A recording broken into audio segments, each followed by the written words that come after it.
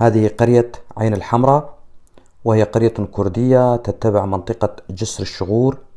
عدد سكانها حوالي 3000 شخص، أغلبهم كرد يعملون بالزراعة وتربية الحيوانات، لكنهم للأسف لا يتكلمون الكردية بل يتكلمون العربية، وما يميزها وقوعها على طريق عام حلب اللاذقية وطريق سهل روج، فهي تمتاز بموقع استراتيجي.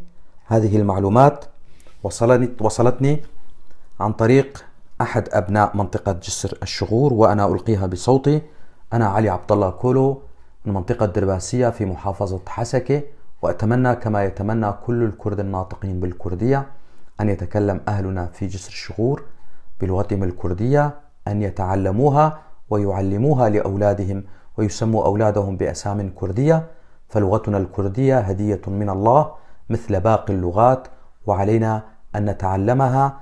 دمتم أهلنا في قرية عين الحمراء.